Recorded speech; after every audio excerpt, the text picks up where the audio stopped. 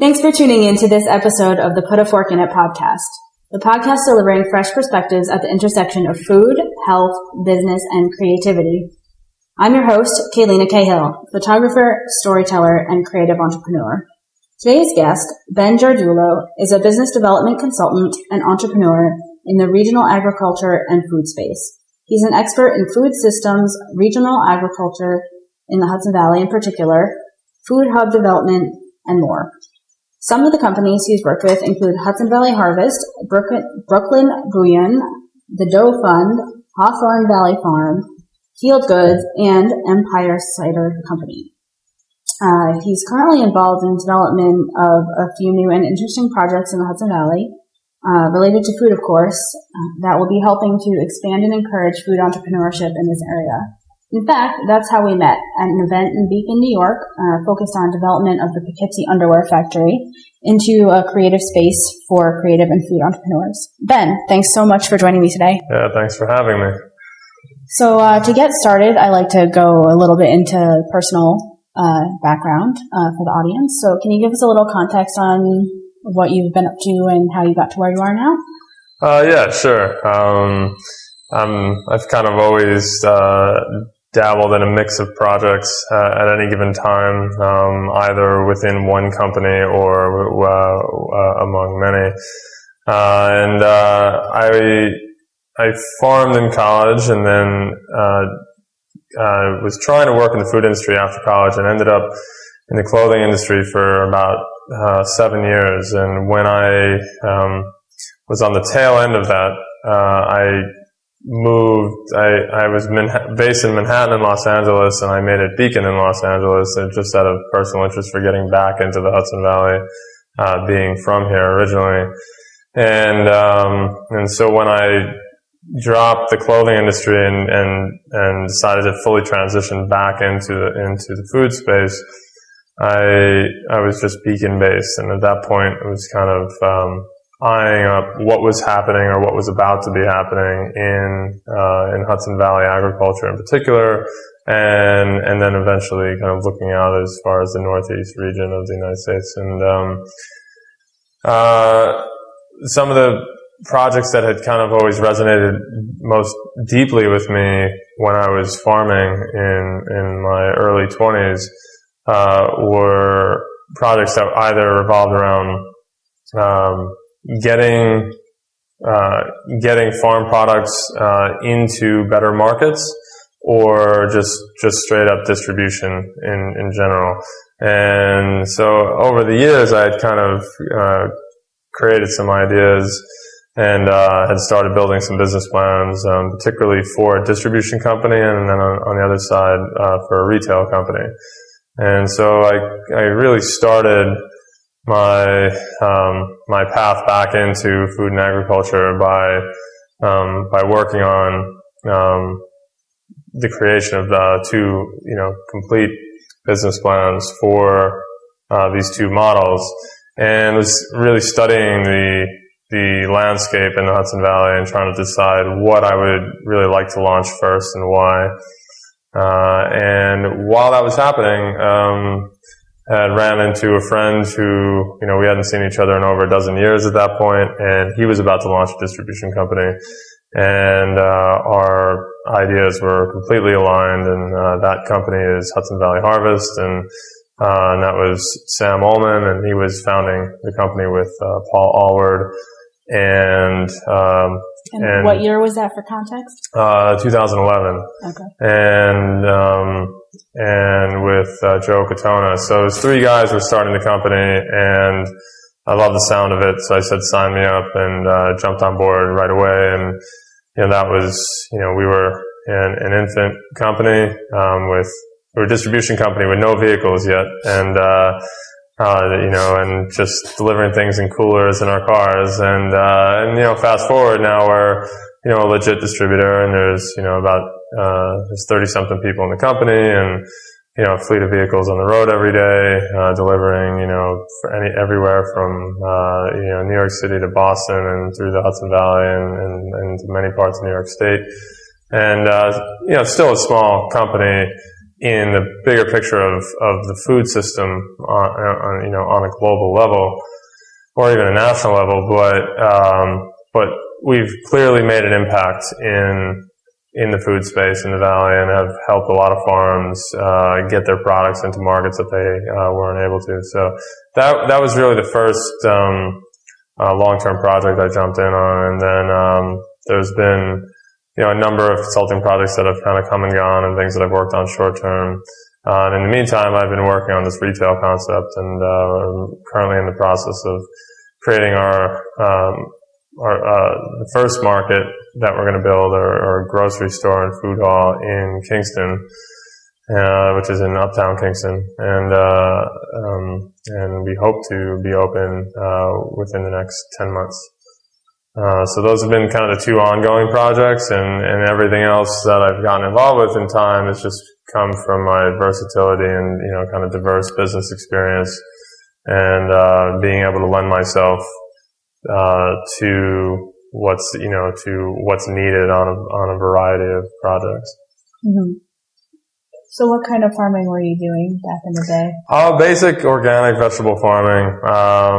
I was a college basketball player, and I got really serious about how I ate, and that was just kind of part of training to me. And the more I paid attention to food, the more I felt like I didn't know anything about it. The more I knew, the less I seemed to know. It was kind of indicative that, to me, of the food system, that it really just came down to, if you don't know where your food comes from and don't have some connection to that, then you're kind of lost. It's really hard to understand it all. So I really wanted to distill that down, and then the more my interest grew in that, I got to a point where I decided, I'd rather forego any scholarships or anything like that and just stop playing basketball and go learn how to grow food, so I can really kind of connect to the land and connect to my food and my health. And I moved out to New Hampshire and transferred to UNH, and I just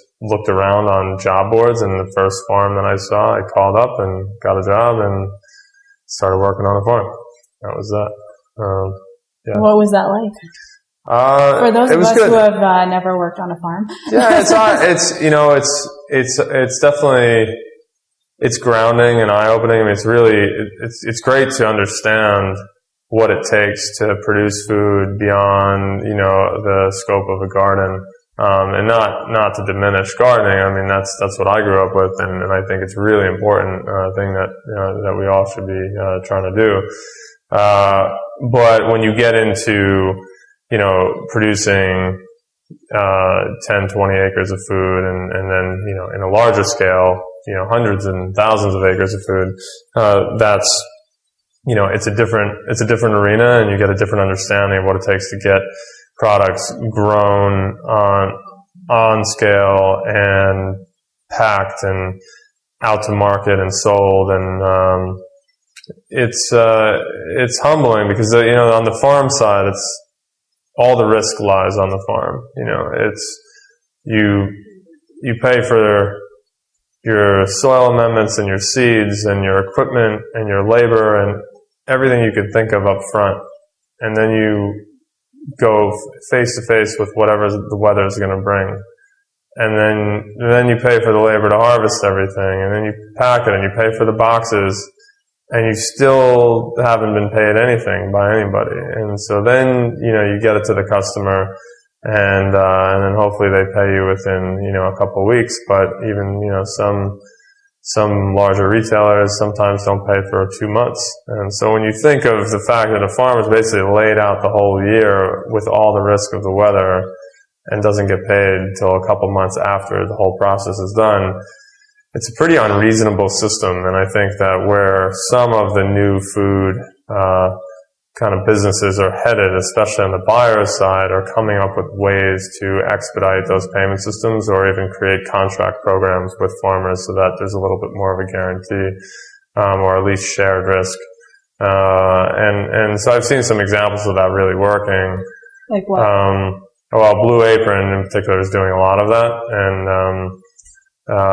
it's interesting because Blue Apron really isn't publicizing that much, and they're not doing it because it's their marketing shtick or anything like that. It's really just they, as a company, believe that it's the right thing to be doing and that they'll get the best quality food, with some really committed farmers growing for them. So that's one of the clear-cut examples in this area that is working, but we're a long ways away from having enough of that. Yeah. So for people who don't know, in a nutshell, what is Blue Apron and what are they doing? Sure. Blue Apron is one of the meal delivery businesses. They're kind of the poster child of the meal delivery businesses where you can order online and have the food delivered at your door.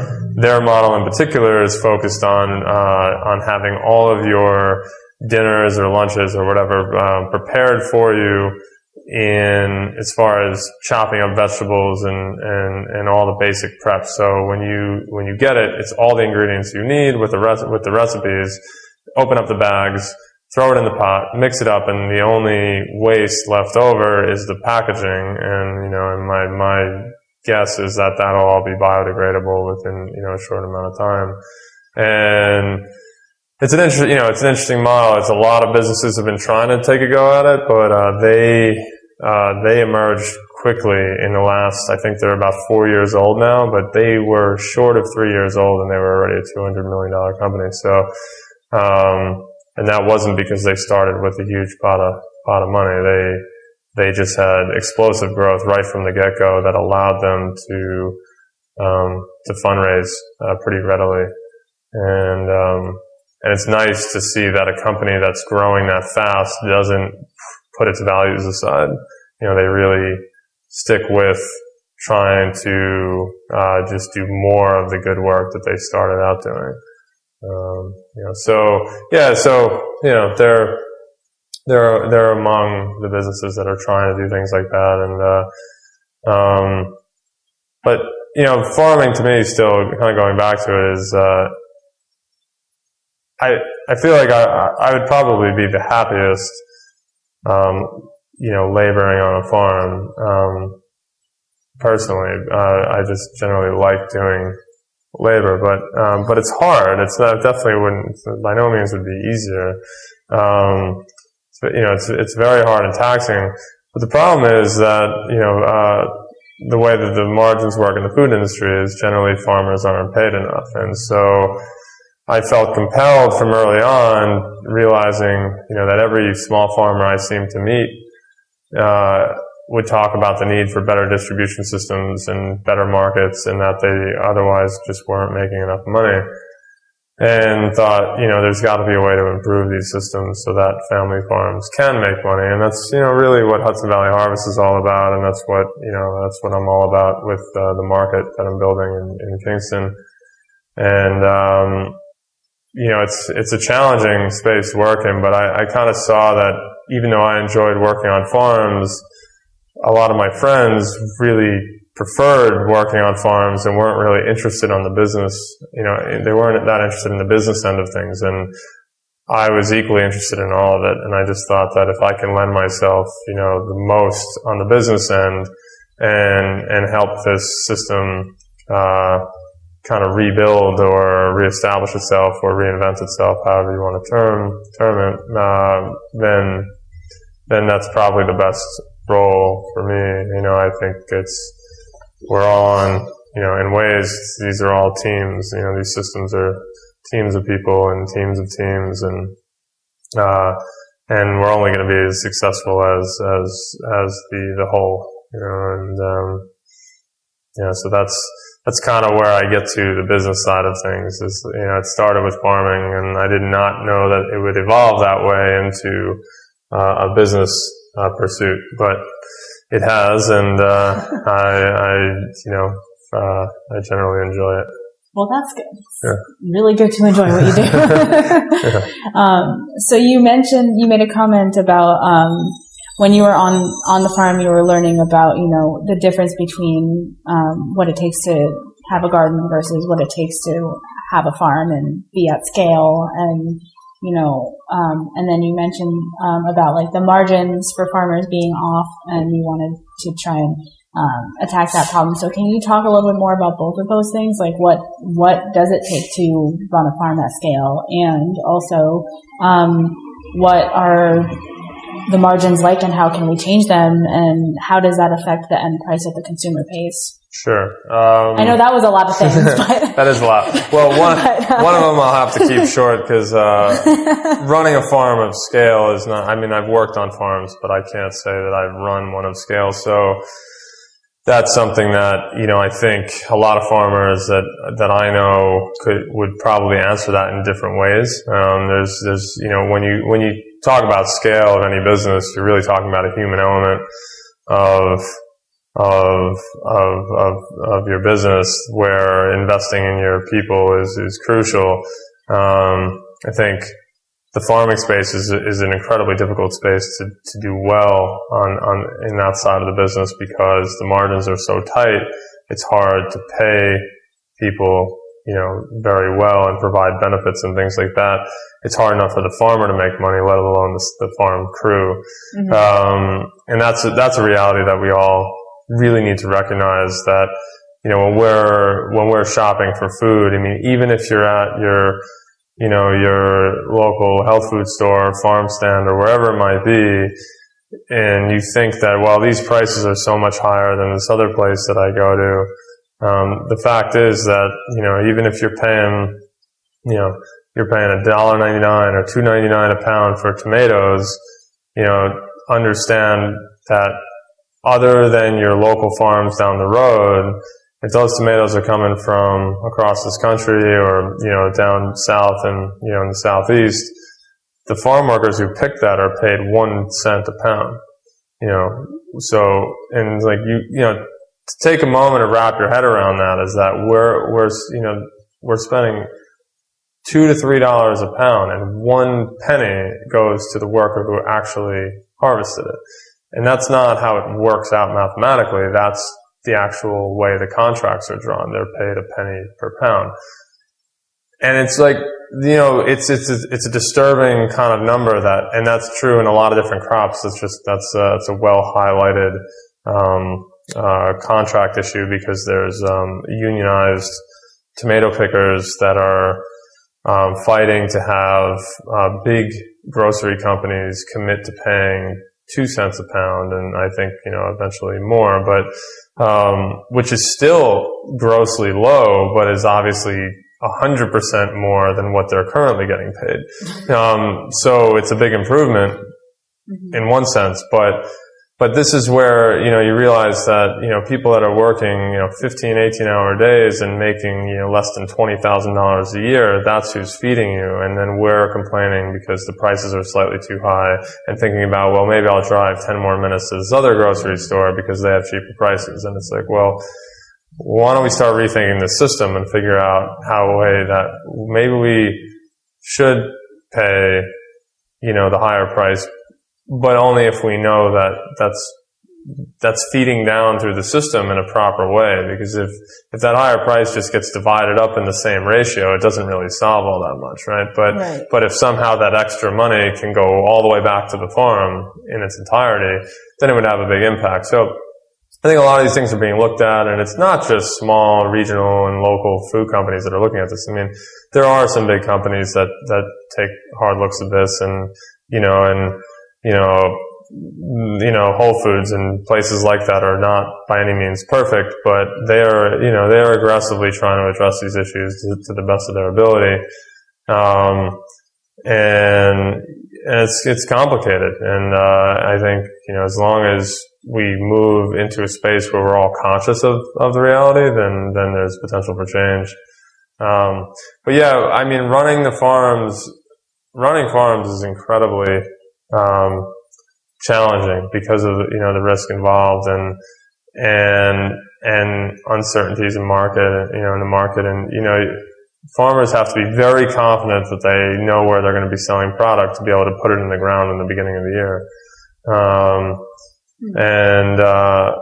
And that requires a lot of work, on the sales side, or commitments from distributors or whoever. So, yeah, I couldn't really get into detail on the difference between running a farm and a garden, except for that a garden, like, you are your own, like, you know, for lack of a better word, you are your buyer, you know, like, you're the final customer.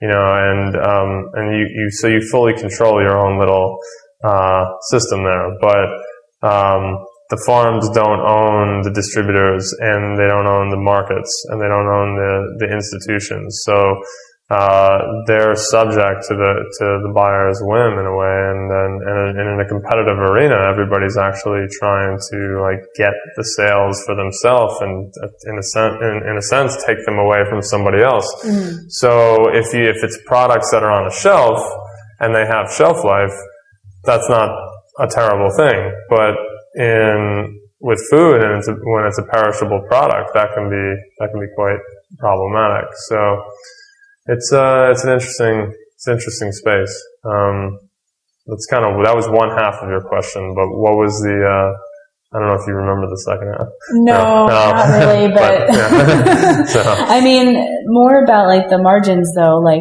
so if at the end of the day, the people that picked the food are only getting 1 cent per pound, so where is the rest of that money going? Yeah, generally, this is true in a lot of business sectors and industries, but generally in food, products are marked up. Companies use a percentage markup. I mean, that's how they calculate their margins. So, they pay a certain amount, and then they mark up by a certain percentage and sell at that amount. And so, if it goes, the workers are paid that, the farmer is getting paid a certain amount. If they're using any type of brokerage, the brokerage takes a cut. The first distributor is going to take a cut. There's usually going to be a second distributor, because it's not brought into a major hub and out by the same company all the time, right? So, you have basically one company shipping it out, and then other companies are going to be buying it and picking it up and then distributing it out, right? So Hunts Point, for instance, where most of the food in New York comes through, the largest food market in the country, in the Bronx, you have trucks and ships and everything coming in, and then it's then being, essentially divided up to different buyers, and then they're putting them on trucks and distributing them outwards.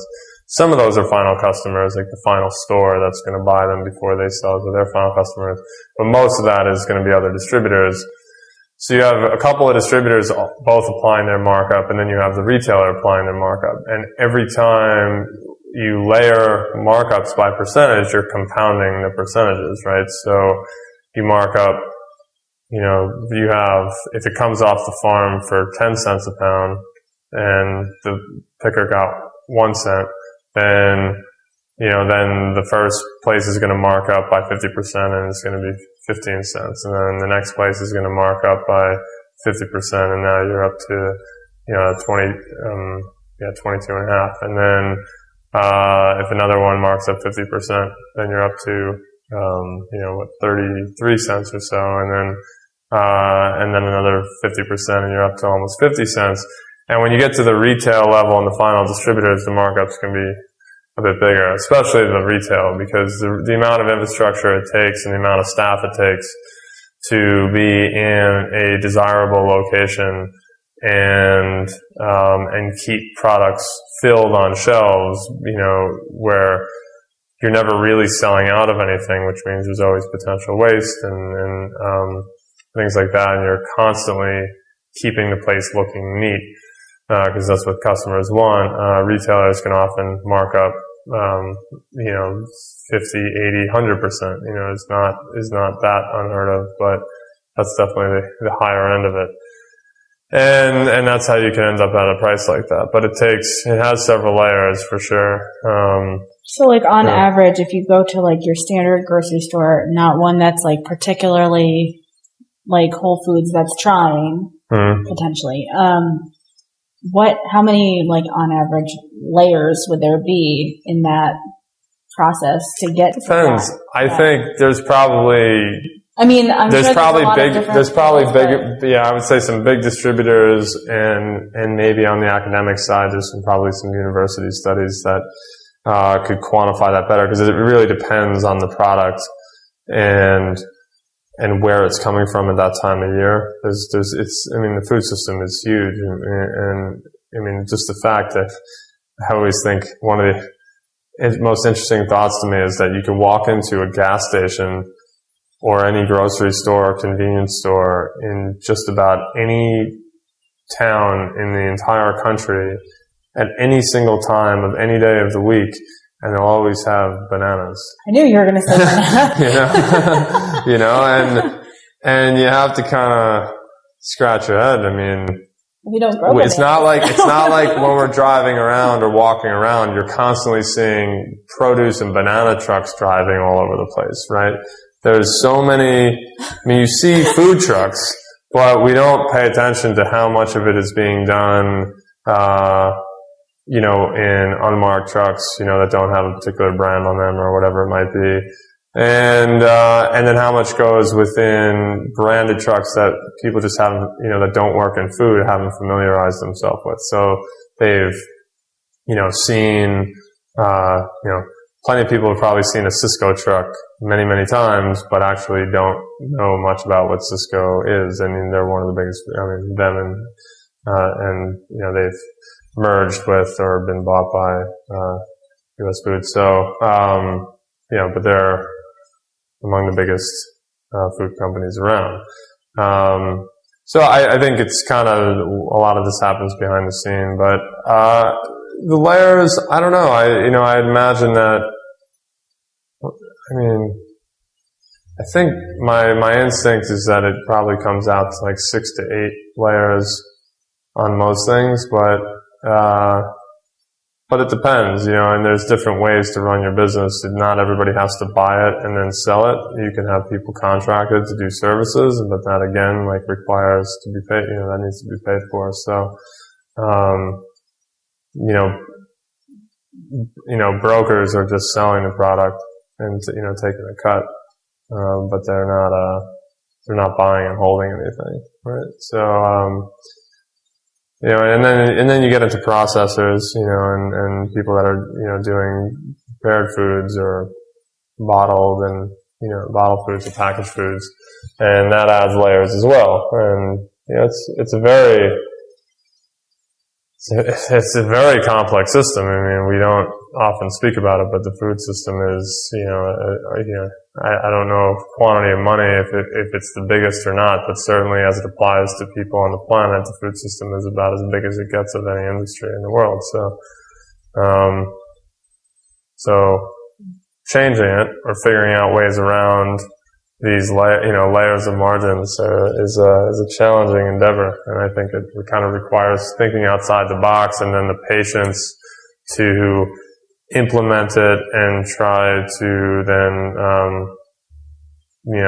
provide a new model that can work in the system, not just for necessarily small businesses, but also for large businesses, because if the demand is there and customers want it, or if the profitability is there and it works and ultimately makes the system stronger and can make it either more stable or more profitable, then you'll have created the incentives to make people want to change. I think it's astonishing that even the biggest food companies that get vilified the most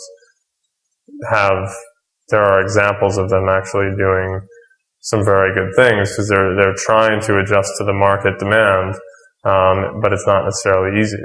The bigger you become and the more dialed in your systems are, the more difficult it is to change them. Mm-hmm. Yeah. So what kinds of models are you working with to address some of these things? Well,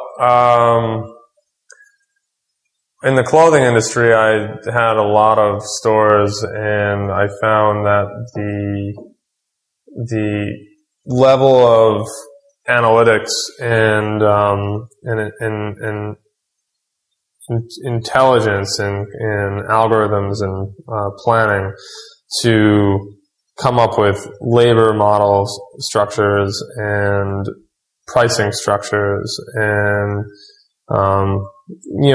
any type of numerical analysis that would help feed into your base model of business. I felt that they were generally lacking, and anything I could get my hands on, I was pretty underwhelmed by.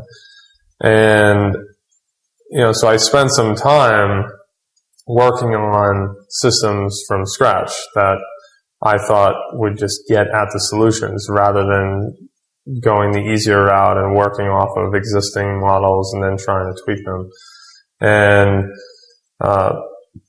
it was hard doing that. It was definitely more work. I'm sure. But you can, whether you're talking inventory systems, pricing structures, labor models, and to some degree, kind of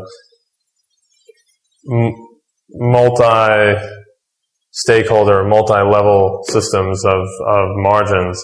I think that if you tailor a model from scratch and address your needs up front and then design that model to get at the solutions that you're looking for, you can uncover some pretty big opportunities. And when I was leaving the clothing industry, I was thinking, well, what food companies would I like to learn from the most?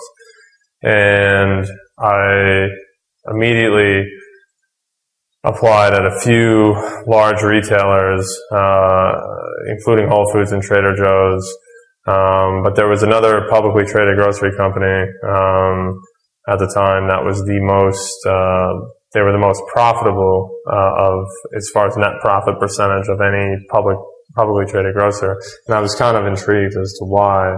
And I ended up taking a job with them. It was actually the Fresh Market, who's now, I think they sold, and I'm not sure who they're trading under anymore, but I went to work for them, and, I was kind of interested in their growth plan for the Northeast, and maybe I would be involved in that in a greater capacity, but ultimately, they had people they were moving up in the company from their other regions, and the jobs available were all fairly low paying. So I did the best work I could for a few months, but essentially wanted to learn their systems. And it was interesting. I mean, I could see reasons in their model why they were successful, but when it came back to these things that I had gotten so interested in the clothing industry of analytics and algorithms and just the intelligent use of numbers, I actually found them to be completely lacking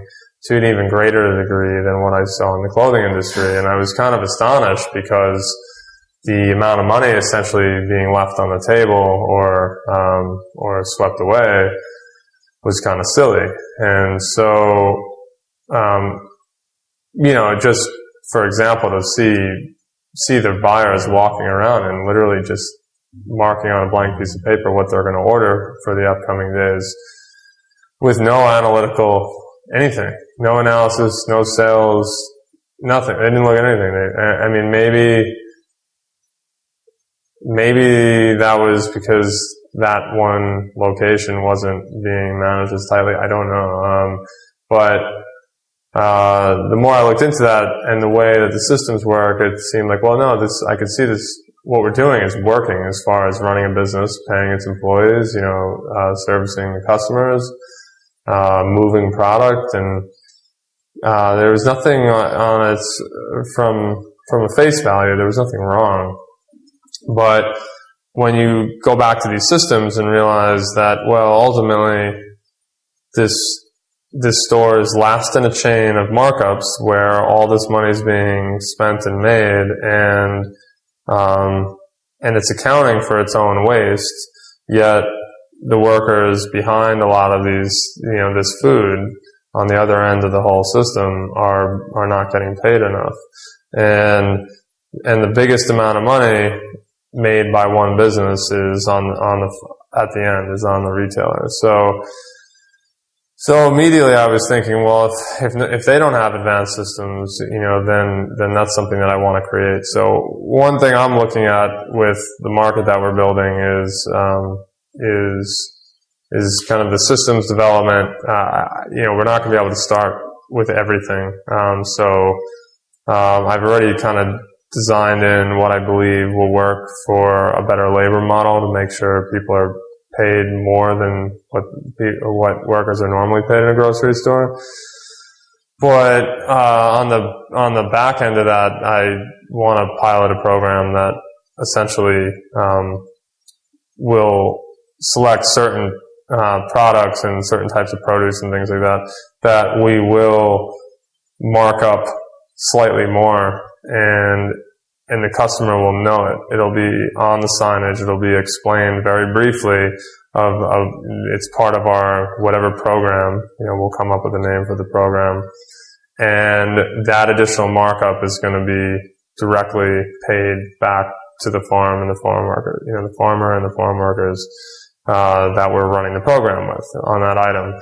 And will only be one store, so it's not like that farm we'll be working with or those farms will only be selling to us. So it's not like we're going to have a tremendous impact. But if we can prove that we can do it and that the customer believes in the program and will spend that extra money, which I firmly believe they will, because we're only talking, it could be 5 cents, 10 cents a pound for, if you're spending $2 a pound on tomatoes and it's $2.10.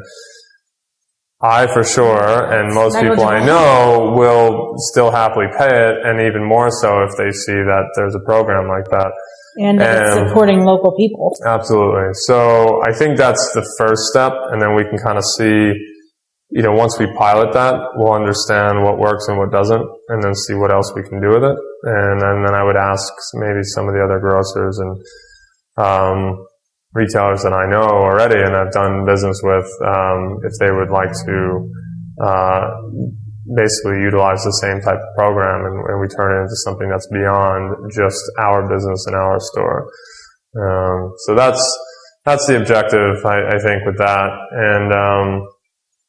And then yes, I on the inventory system, something that I've already done is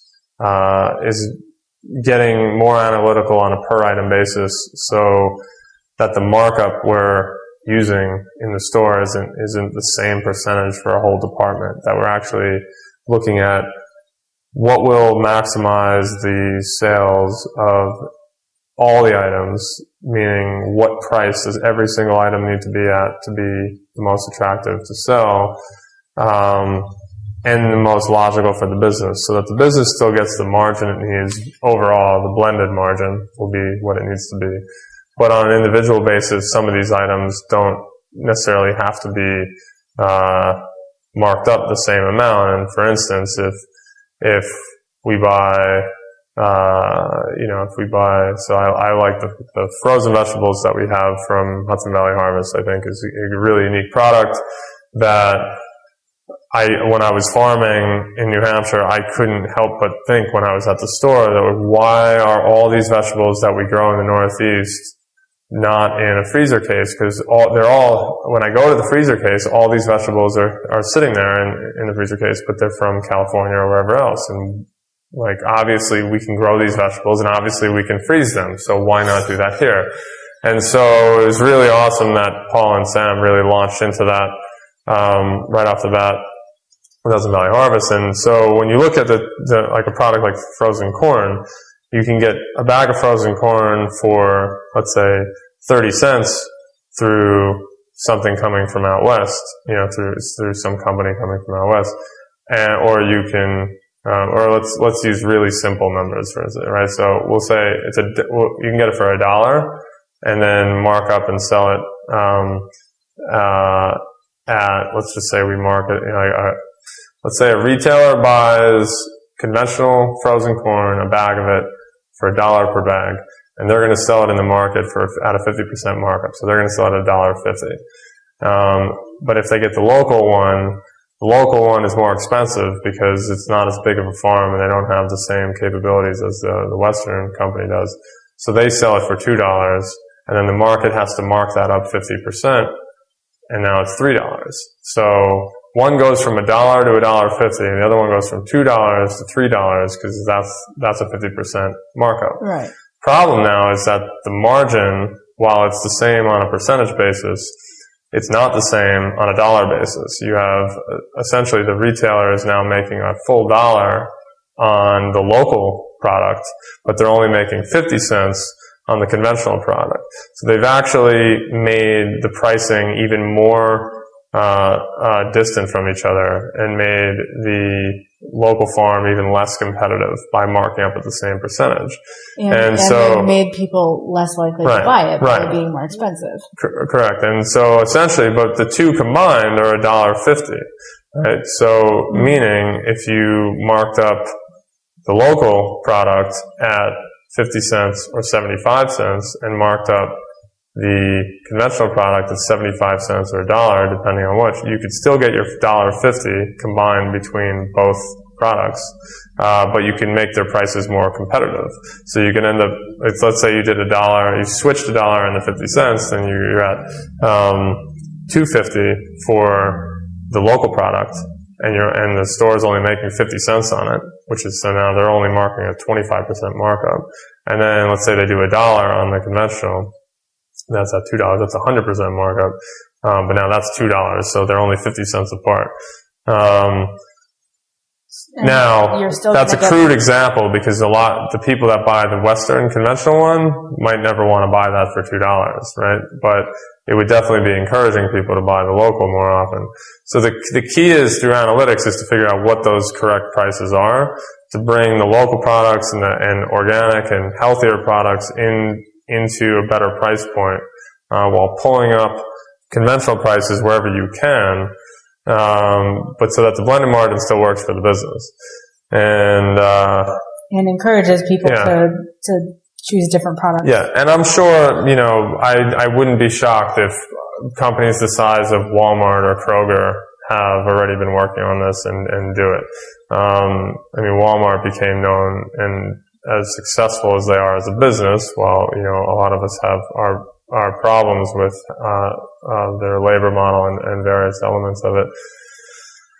They definitely they emerged as such, as a successful retailer and became the best at retail in the country because of their inventory systems.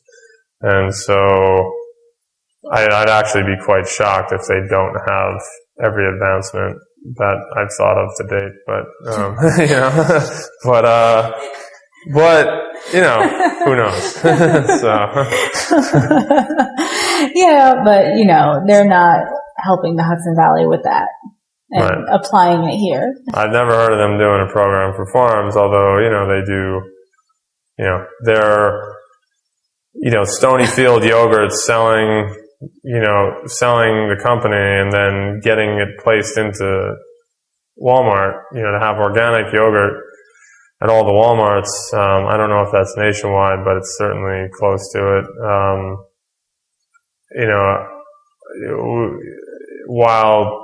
While a good values-driven company selling itself is not my favorite business model by any means, putting higher quality product that essentially supports farmers to grow by higher standards or raise animals by higher standards into the mainstream and get it into markets where it otherwise wasn't. To me, that's just a step forward, and it's never about being perfect. It's just about trying to make the system, make our society better, and allow people to eat healthier if possible. So Walmart's a funny one, but the big companies are there. The Walmarts, the Ciscos, it's just as necessary that we build new and innovative systems from the ground up as it is to influence the large companies like that to change and adjust to follow, consumer demand or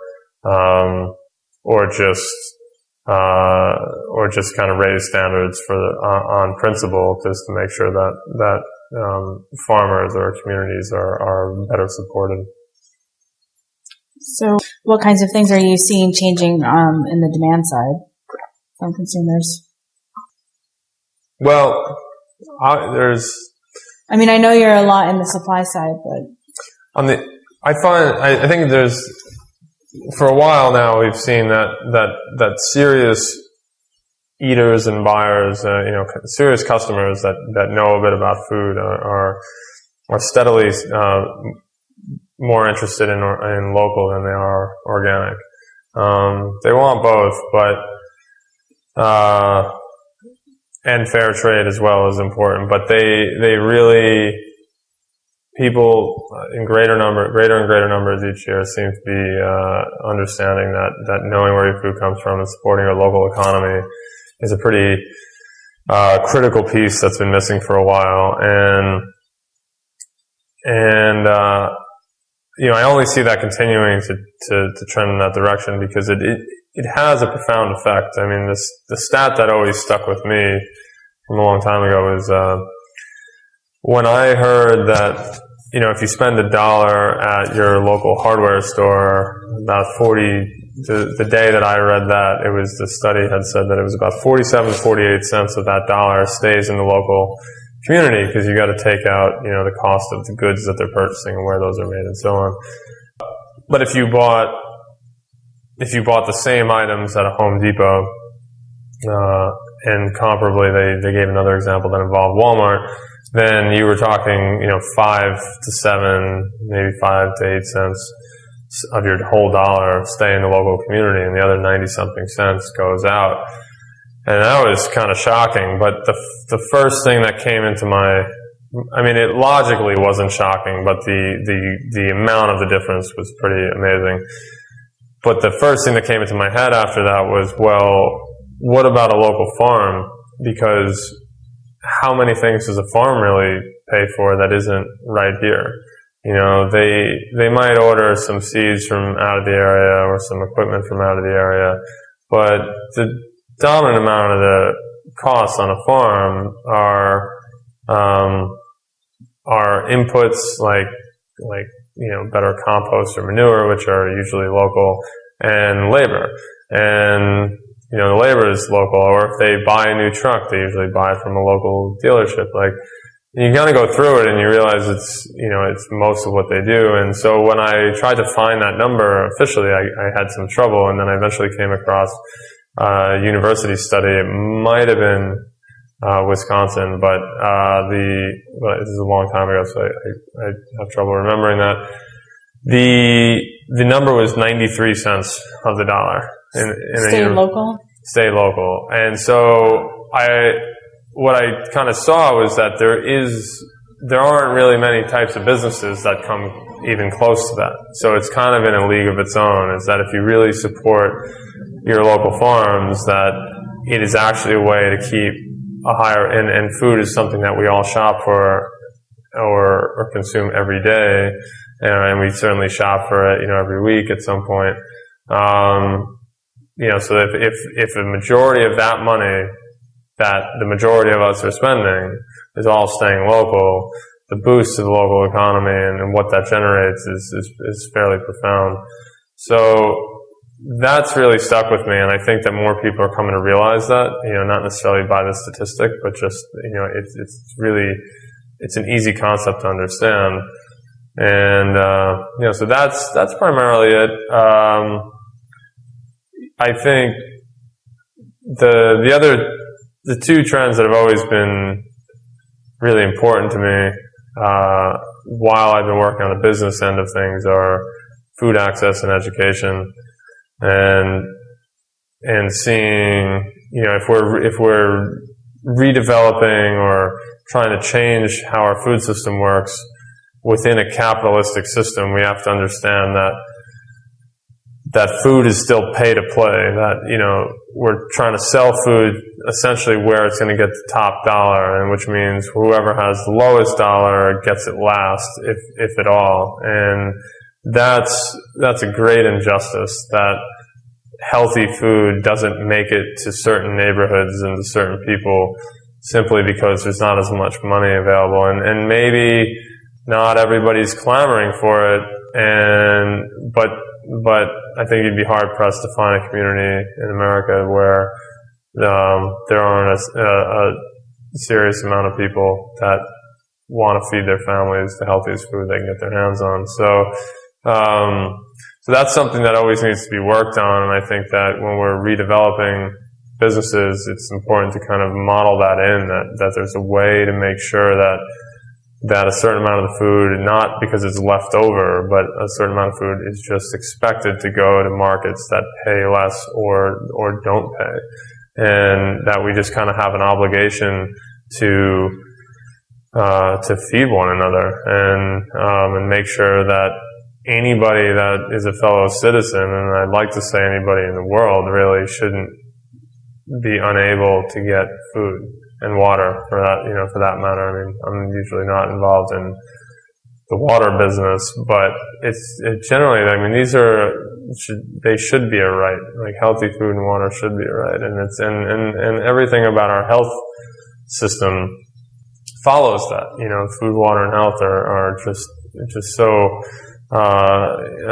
woven together, and so there's that, and then the education piece is really about kids especially. I mean, everybody, but certainly kids need to be given the information and the tools they need to understand food and how to be healthy as they grow up. And that doesn't necessarily mean that they all have to be taught to shop at the markets that you and I like to shop at, but it does mean that everybody has to be aware of how food is grown, how it's produced, what's in certain things and what's not, and what is known about that, and you can't give all that information to somebody in one conversation. It takes time, so you need kind of the education system to embrace that. And what we've seen is in the year 2000 we had less than 10 farm to school programs in public schools in the country, and by the year 2008, when President Obama and the First Lady came into office, we were up to I think it was 700 or something. Maybe it was 500 to 700. But around that time is when it was starting to escalate, but we're still under 1,000. And then when the First Lady made food her issue, I think that helped catalyze the issue even more. But the trend was ready, the writing was on the wall, and it was happening. And now it's said to be that we're up around 5,000 farm to school programs. And the majority of these kids have not, that have gone through programs like this haven't even gotten out of college yet. And it's only, those numbers are only, how many kids have gone through these programs is only increasing. And as that generation of people start coming into the marketplace, that'll be the new consumers, and 5 years after that, those will be the new mothers raising families and having the purchasing power. And so that's just a really serious trend that's happening right now, and I think it's great and needs to happen, and it's really about making sure that the educational component is there, but businesses are actually going to see the benefit from it. And I think when you hear of Kroger going heavily organic, and you see Walmart introducing all these organics, or Target or whoever, they know these numbers. They understand what's happening, and that's a big reason why they're shifting. And what about like the food processing type companies like Nabisco or whatever, Kraft and those types of companies? That's a good question. Yeah, they're changing in subtle ways. I mean, there's certainly, you see more like, free of artificial flavors, and like there's less and less of things like that. All these companies certainly jumped on the bandwagon of removing all hydrogenated oils and trans fats in the last,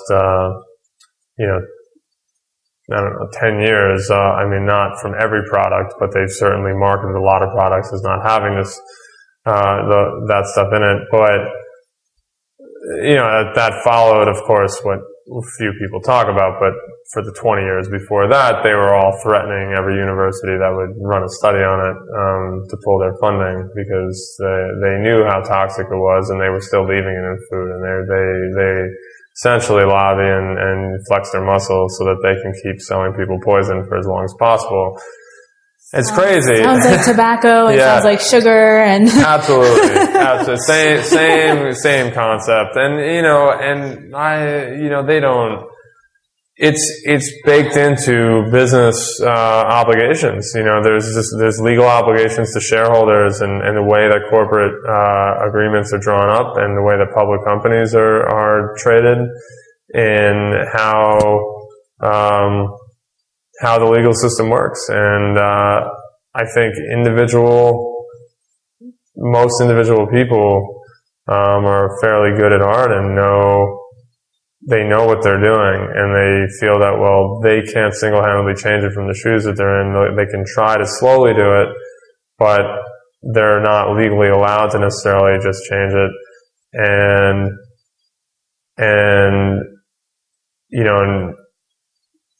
it's a lot of shoulder shrugs. I think it takes a lot of guts to go against the system and speak out against it and change things, and especially when it's jeopardizing your own career and things like that. And forever, whether it was, it's beyond food. It's leaded gasoline. Everything that's discovered to be problematic, if a business is in the middle of making money off of it and they're big enough, they're going to fight to keep it as long as possible so that they don't, go belly up. And it definitely gets ugly. So on the mention of tobacco, one other trend that is worth talking about is we're quite in heavy contrast to the election from yesterday. The majority of, I believe, I haven't checked all the final results, but I believe that the majority of states that had a proposition on the table for cannabis, whether it was medical marijuana or recreational, or hemp, the majority of them looked like they were passing. And there's a trend in that direction, which is pretty fascinating. And I think one component of this that is still, only known to a small percentage of the public is the CBD, oil aspect of cannabis, right? So for years we've cultivated cannabis in two directions. One for hemp fiber, which tends to be tall hemp plants. Although there are a few varieties and things. It's not all for, one type of fiber, but, hemp is grown in one way, and then, marijuana is just a high THC cultivation of cannabis, and that's designed to get people as high as possible.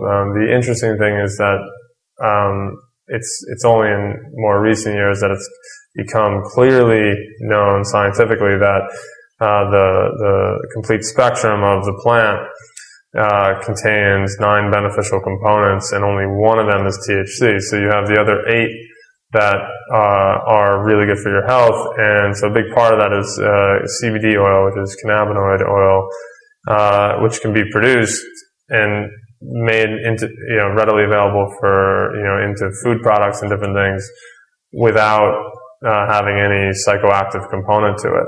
And this is just starting to emerge, and I was actually 2 weeks ago was on a large farm, a 5,000 acre farm in Colorado that has begun shifting in this direction and has the infrastructure to do it. And they'll be producing a considerable amount of CBD oil, and then that'll likely, a good chunk of that will end up in food products. And it's just incredibly good for people's health in general. So in what kinds of ways? Well, I don't know enough about it, but I know that it has mostly to do with your endocrine system, and that there are ways that our endocrine system is able to function properly that really are only activated either by just naturally by your body or by cannabinoids. And from my understanding, there aren't many other nutritional aspects of anything in the world that have the same effects. It's actually long been known, and these are present in marijuana when people smoke it. It's just that those strains have been cultivated to be really high in one element, which is THC, and not so high in all the others, but they're still there. So now that it's being cultivated specifically for food products and health, we're going to start seeing that a lot. And I mean, even the health food store down the road here has chocolate bars with CBD oil in it. And so that's kind of the first of what's to come. I think it's an interesting space because it'll take a bunch of time for the prices of these things to come down, because right now they're very high in demand and low in supply, right. Which means that any of the farms that are getting into this business can actually charge a lot and make a good amount of money. So when I was out at the farm in Colorado, I got pulled over by a sheriff because I drove in at 2 a.m. because it was quite a ways from the airport. And when I drove in, it was a small town. They just pulled me over because they know who everybody is, and they just said like, hey, like what you coming to town for? And I said, I'm going to this farm where they're harvesting a bunch of hemp, and I might be doing some work with them. And he said, oh, it must be the so-and-so farm. And I said, well, I just know the guy's first name. And I said it, and then he said, yeah. He's like, that's that. He's like, it's 5 miles up on the right. He's like, you're going to see the big warehouses. It's all hanging. It's an amazing thing. And it's the sheriff talking to me about it, so it's kind of interesting. And it was, and he's saying, yeah, it's like, it's fabulous. I love that it's something that's, not only is it good for health, but the farmers are finally starting to make some money. And yeah, I find it amazing. He's like, it's tough for us because we have to, retrain all of our police dogs, and that's $10,000 to $20,000 per dog. It's pretty difficult, but I think it's about time that the farmers can be making money, and that it's something that is good for people's health. And then he gave me his business card instead of a ticket. so it's a good story. Yeah, 2 a.m, sheriff is talking to me about the health benefits of cannabis and giving me his business card. And so the country's changing a bit, and that was pretty refreshing. And I'm interested to see how this integrates in better, because right now it's still kind of seen as this marijuana thing. Like when you see the image of a pot leaf, that's what you think, it's marijuana and smoking and getting high, when it's like, well, wait a minute, like most of those people do that because it makes them feel good, and why is that? And it's been shown scientifically. There's a lot of evidence, and so now if it's something that's helping people and is a crop that doesn't need pesticides and is fairly healthy to grow and rotate into crop rotation on a farm, then it's beneficial for the environment, it's beneficial for farmers, it's beneficial for people's health, and it has enough margin with it that the farmers should be able to pay. Can't speak for all farmers, but they should certainly be able to pay their workers more. So I like the sound of it. I think that's an interesting trend that I almost passed by, and it just popped in my head since you were asking me about trends. It's definitely interesting. The only people it doesn't help is the people that are in the DEA. Yeah, so it makes their job a little more difficult. But cool. So it's almost time to wrap up. But I have a couple of questions that I ask at the end. And the first one is, what is your definition of healthy, and why is it important? That's deep. Healthy is certainly, I think of it on the holistic sense, right? So there's food and water and exercise and the typical things we talk about, but there's a spiritual element to it, and there's a balance, and an energetic element to it of how we approach life on a day-to-day basis. It's something that, I think to me, I usually, as a person who is often too busy, and I don't like the glorification of of busy. Like it's, I am busy and I'm working on a lot of things and they sound great, but being busy is, for some reason, especially in the state of New York, right, near New York City, it's kind of this common thing that we are always saying, and maybe that's common in much of the country, but most of us would prefer to be doing a lot of what we're doing, but not be so busy, and have a little bit more time for contemplation and relaxation, or family and friends, or whatever it might be.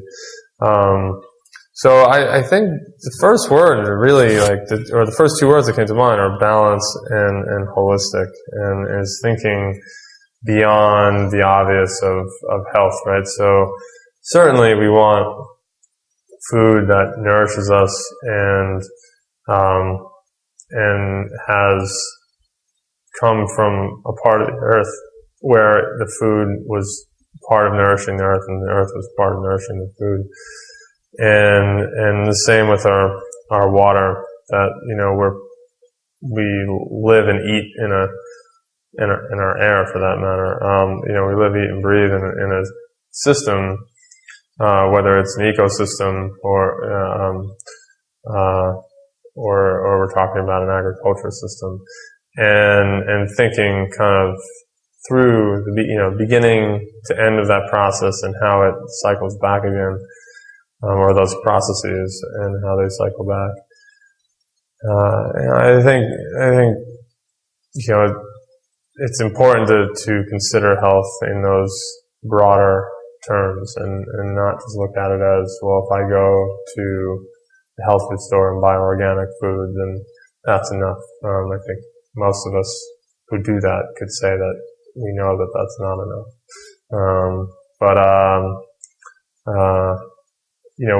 I think in food, we often lean on the topic of food mostly, sometimes forgetting about the balance and the spiritual side, and often, way too often, I think, forgetting about water. Especially in the Hudson Valley, we are fortunate to have pretty good water, where much of the world does not. And I'm still conflicted that our cities and towns, by law, have to clean their water with chemicals. And when we know we have natural systems and natural filtration methods to be able to clean water without adding bleach, essentially. I mean, we're chlorinating our water and sometimes, fluoridating it as well. But like in Beacon, there's a certain amount of chlorine, and while it's small, it's like, well, if we drink it all day and we shower and bathe in it and we wash our hands all the time, I mean, we certainly absorb things to our skin, and certainly by ingesting it. So at what point is it too much? And just because we haven't figured that out scientifically, that doesn't mean that there isn't a problem with it. So I spend a lot of time thinking about that, and I make sure I try to filter most of the water that I'm drinking, but I'm actually right now considering filtering the shower so that I'm not bathing in it as much, and it's an interesting one. But I feel that I'd like to see our kind of society, or at least people in places that I'm around, think a little bit more deeply about the way we treat our water right now, and it's an interesting time, and on that topic, it's certainly worth mentioning what's going on with the pipeline business in the Dakotas right now. And that's, you have people fighting to protect their clean water, and how crucial that is, that's not something that can be, there's no equivalent value to it. You can't put a price tag on having clean water in communities. So, yeah, good question. Thanks. So I know we already talked kind of about this a little bit, but what do you see as the biggest issue facing our society as it relates to food and health?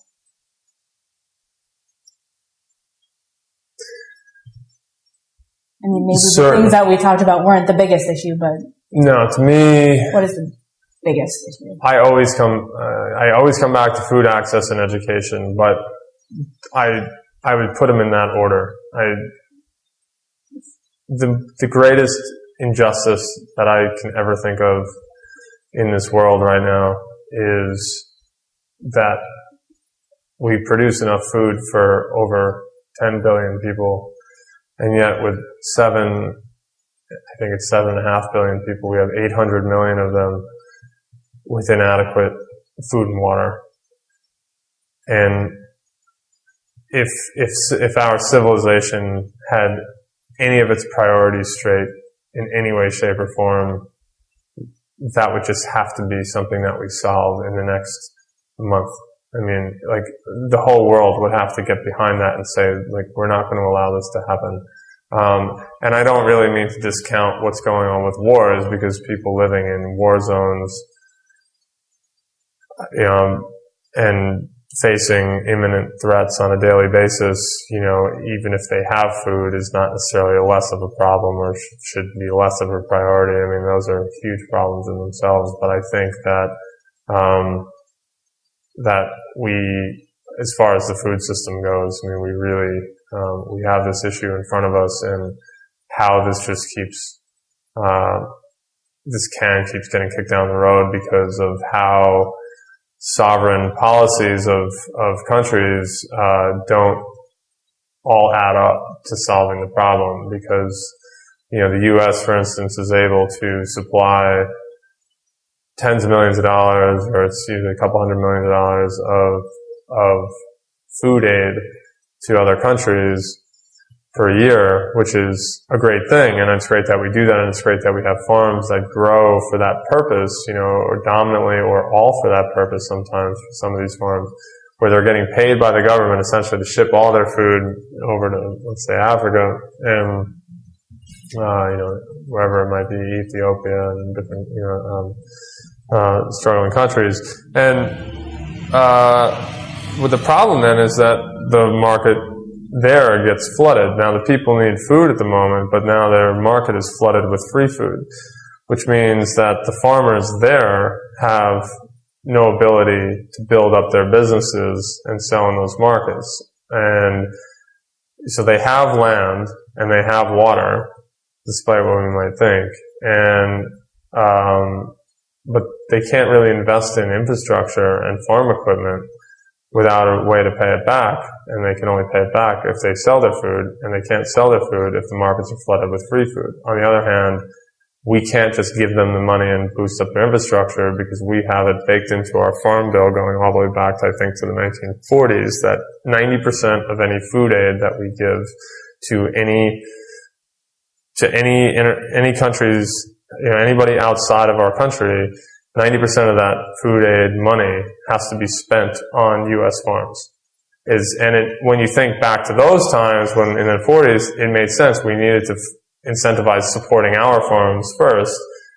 It was not some corrupt law. It actually had some logic to it. But when you look at the more complex system of what it feeds into, you realize, okay, it helps feed people, but it also prevents those same communities from being able to build up their own infrastructure and support themselves.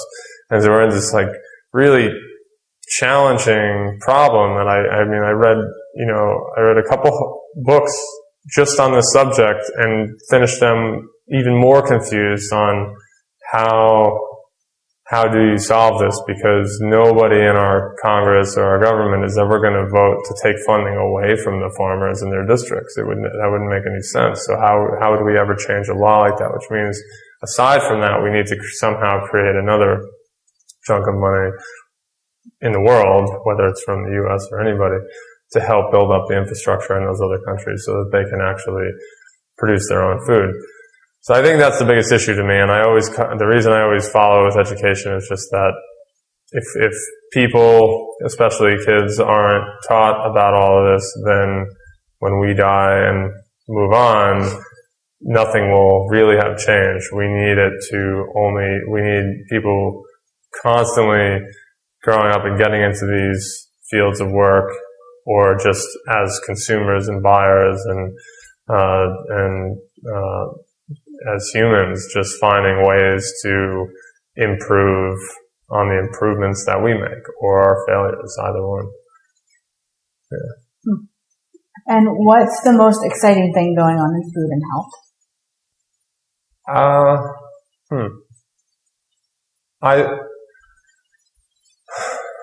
I think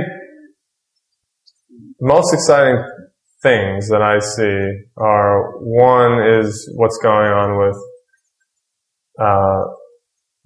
cannabis and hemp. The U.S. is the #1 market for it in the world, and we haven't been able to grow it. So it's a really interesting shift as we were able to get into that space. I think another one that comes to mind is the kind of evolution of communications and the information that comes with that. So that really translates to transparency in the food industry, and that people not only are interested in knowing more about their food and where it comes from, or just, about how it's produced, but this information can now be communicated in a lot of different ways and right into somebody's, pocket essentially. And so how that continues to develop and evolve is fascinating to me. Communications in general, I could give a lot of examples of things I'm fascinated about, but certainly the transparency in the food system is a big part of it. It's kind of, in a way, it's what started with, CSAs and going to the farm stand and small co-ops and then fair trade certification. And now it's, well, how do you then take it a step beyond that and dive deeper into this but make it digestible and palatable for customers so they're not being inundated with information, but it's coming in steadily in a form that just is gradual and part of their food experience. So I think that's a big thing for me. And then we'll see as this new generation of kids start coming out of college and starting families. I think all the trends we've been seeing in food are actually going to accelerate on a pretty dramatic level, and it's going to reshape the market in the next 20 to 30 years. So if anybody listening to this is interested in contacting you, how can they get in touch with you? Sure. I mean, you can generally find me online in a couple of ways, but they can always email me. I'll put your email address. You can put my email on, in the notes. But it's just bgiardullo@gmail.com, and my cell phone is also, you can generally find that online. So that's fine. You don't have to say it out loud. You can make that known as well. As the project comes together in Kingston with the retail store, and we already have a second location lined up, and we're looking at possible third locations. So should it work out, we will be expanding. So once we put up a website, which we've been a little bit hesitant to do, we are going to essentially do that for the purpose of allowing people to contact us either to do work or to look for employment. So I'd love to see who's out there and build the strongest team possible for the business we're creating. Cool. Well, thanks again to Ben Giardullo. It was really great to chat with you and hear more about how you're making an impact on the food systems throughout the Hudson Valley. I'm sure the listeners will get a lot from hearing about your experiences, and I hope they're able to find some tangible information from this conversation and make things happen for themselves and get healthy. Cool. Thanks for having me. Yeah. Thanks again to the listeners for tuning in to this episode of Put a Fork in It, the podcast that offers fresh perspectives at the intersection of food, health, business, and creativity. We look forward to sharing future episodes and interviewing interesting people. If you have any feedback or suggestions on what you'd like to hear on the show, or you'd be interested in becoming a sponsor, email me at kaylina@putaforkinitpodcast.com. And don't forget to check out the episode notes and links and leave comments on putaforkinitpodcast.com. And subscribe on your favorite podcasting app. If you love this podcast and want to support it, please share it with a friend or donate on patreon.com/putaforkinit. And of course, make it a delicious day.